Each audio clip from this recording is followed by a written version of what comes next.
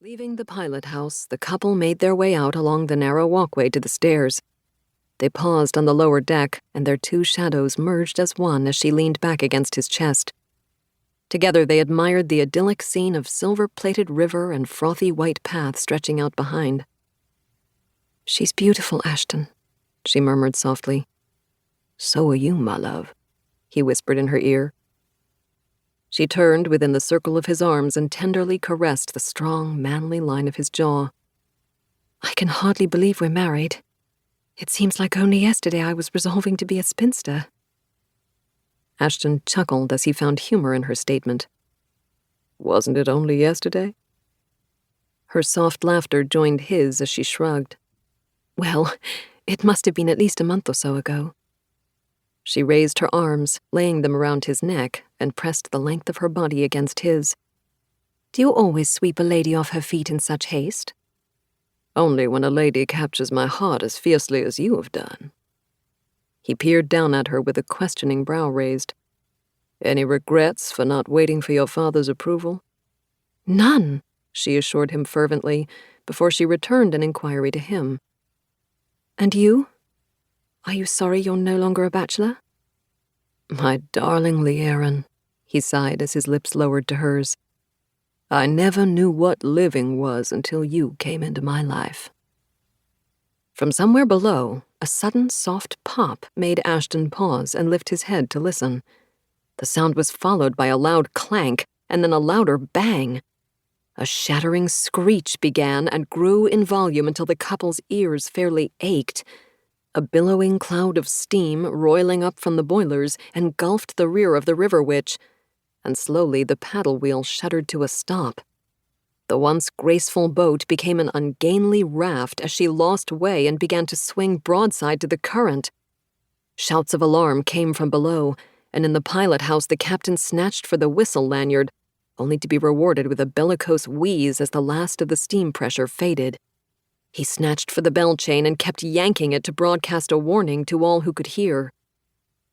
The large mass of floating debris drifted nearer, and though it seemed impossible, took on more of a rectangle shape.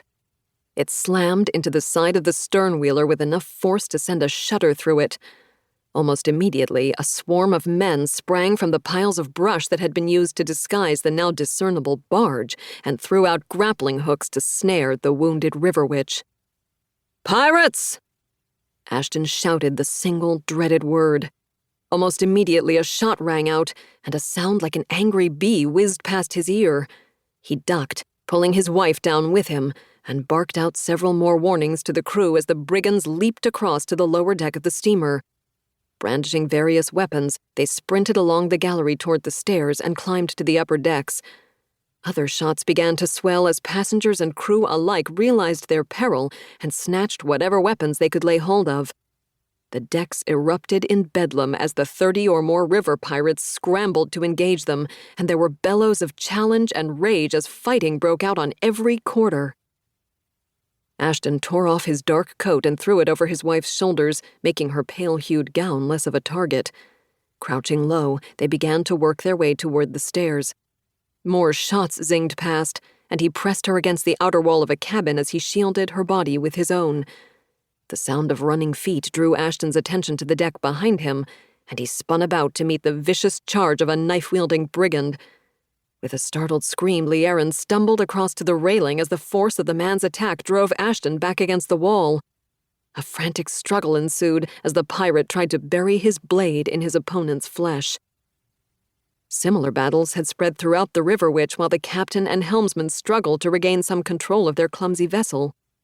The bow scraped across a bar they had previously passed, and the boat tilted to port as the currents lifted her up and over.